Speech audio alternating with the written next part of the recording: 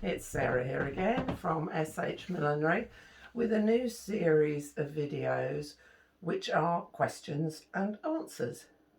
You ask the questions, I try and answer them. And if you do have questions that you want me to answer, please do comment below or look at our community tab and let me know. Now, our first question today comes from Mandy Collins, and she asked, what 3 tools do you think are a must-have for a milliner? Now, this was difficult to narrow it down to 3 tools, but I thought, okay, I'll pick the 3 things that I couldn't do without. So first of all, I'm going to talk about dolly heads or poupée heads. You need something to block on, to shape your hats on, whether you're doing flat pattern hats or blocked hats. So for example, you can go for something like this. Right, this is a wooden one, and most of the hat block makers make a form of dolly block. And to be honest, you can block most things on this. So a dolly block is a must-have, or a poupée head or a wig head. Now wig heads are softer, they're not made of wood, they're normally stuffed with sawdust, and they're easier to pin on. You do have to make sure you cover them well so they don't get wet. Now in a previous video I'll show you how to make a sort of pretty basic one that you can make at home and use at home, and you'll see I'm already using this one for shaping a hat on. So I would say that really I would say that is the first thing. You need something that you can block on. Now my second tool would be an iron. You can't do millinery without an iron of some sort. It doesn't have to be a steam iron. If you can't get hold of a steam iron or you don't have one, you can use an ordinary iron, and what you can do is use a steaming cloth, which is a square of cotton fabric or linen fabric that you dampen, and you use that with your iron. And I will be showing how to use this in a future Q&A video. So there we are. Now the thing about having an iron is it's useful for all sorts of things. And as I say, it doesn't have to be steam. You need an iron for shaping, for flattening, for making bias strips, for curving your headbands, etc. I would always say, whatever iron you have, don't use your household iron. Just buy a cheap iron that you use solely for your millinery, because the plate will get mucky and you'll have to clean it quite a lot, and also straws etc will scratch it. So don't use your household iron, just buy a cheap one that you can use. So that's my second tool I can't be without. And my third would be pins. Now you can get hat blocking pins, specialist little pins with a steel shaft and a plastic push thumb head. I don't use them for 3 reasons actually. I have arthritis in my fingers and I find it very hard to do the push. Secondly, the shafts are steel and they rust, and you don't want rust holes in your hats and your work. And thirdly, they snap and you'll end up trying to get pliers onto the steel bit to get it out of the head block. I mean, a lot of people do use them, and if you want to use them, that's fine, but I don't. What I tend to use are what are called wig pins or T-pins. And I'll find one in here for to show you. So I'll do a close-up. Now, wig pins and T-pins are coated. The steel is coated for use making wigs, because obviously you don't want rust marks in wig heads. I find them easier to grip because of the T at the end and push in. So I use these. At an absolute push, you can use mat pins, push pins, but again, they tend to snap and the shaft is steel, so they rust.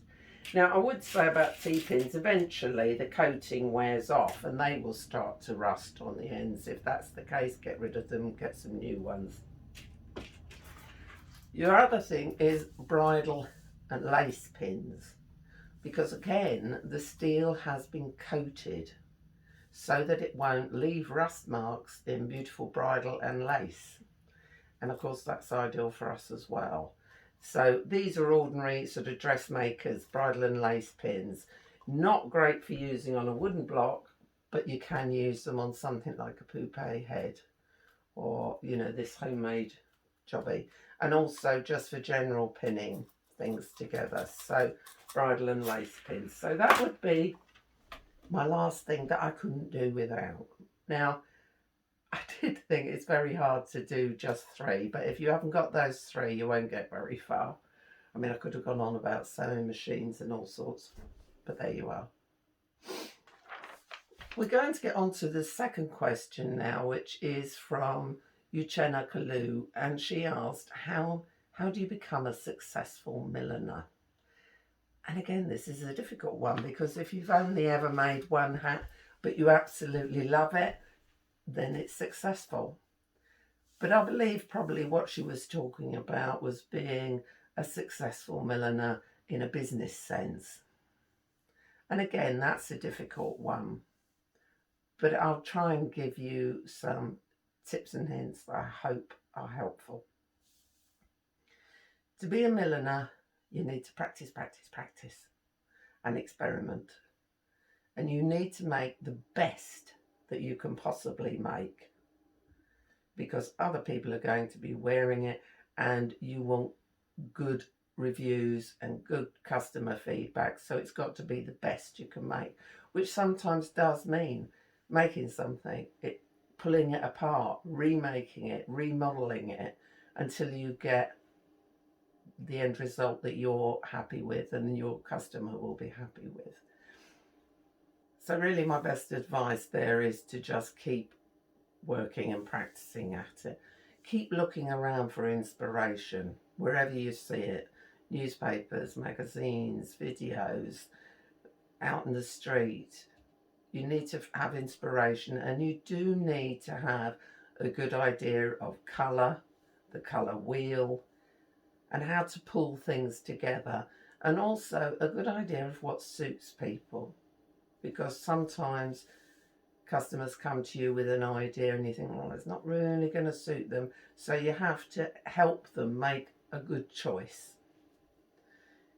If you want to set up a business with millinery, it's up to you how you do it. You can run it as a part-time hobby, you can run it as a full-time business, as I do.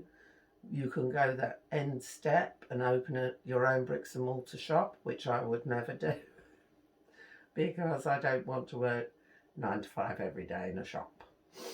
Now also I would say try and have a little area that is dedicated to your hat making. You do not have to have a studio, you do not have to have a separate room, but it's a good idea to have a table or an area in your home where you can set up and you don't have to keep dismantling it, keep putting things away and keep getting them back out again. And also you want somewhere that you can display your hats if you have a customer coming. In this day and age, there is no way around it. You have to do social media.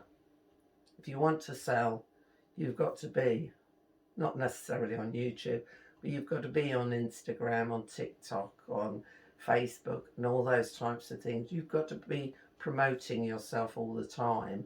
Now that some people find very difficult. They don't like being in front of the camera. And again, you don't have to be in front of the camera. You'll notice with a lot of my stuff, it's not always me and my wrinkly old face. But you do have to be promoting all the time. There's no way around that.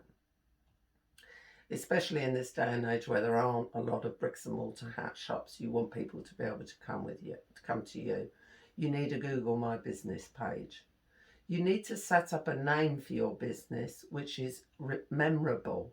not really difficult to remember. Now mine, SH Millinery, says what I do. If I decided to do something else, I'm stuck with the millinery title. So sometimes it's an idea to have, say, SH Designs or something like that, where you can spread your wings and make other things. It doesn't have to be expensive to start out. A lot of the hat blocks are expensive, and if you're buying materials, you can get carried away. But my advice to people when they're starting out is buy hats in charity shops and pull them apart and see how they're made and rework them. And that's a good way to get started without having to buy a lot of materials and spend a lot of money. Your customer always comes first. That's the rule of selling anything, whether it be a jar of jam or a hat. Your customer comes first. They should feel confident in your abilities. And if you can't do something, don't be frightened to say no. It's very easy to say yes to everything because you want to get cracking, but sometimes there are things you cannot do. And this is just an example. I sell online. I often get people come to me and they'll see a hat that's off the shelf and they'll say, can you change this about it? Or can you change that? Or could you change the colour? And I say, yes, I can, but then it becomes a custom hat. You will have to pay in advance. Because if I do that and then the customer doesn't want it, I'm then stuck with a hat that I've changed.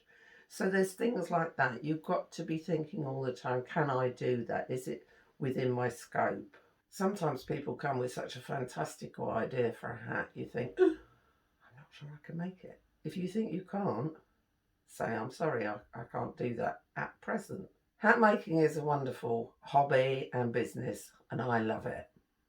You'll probably tell that because I'm always investigating new things to video and new hats to make. So I hope this has been of a little bit of help to you, and I hope you keep following this section of videos where I do more questions and answers. So if you have any questions, do pop them in the comments below and I'll try and get round to answering them. Thank you very much. Bye.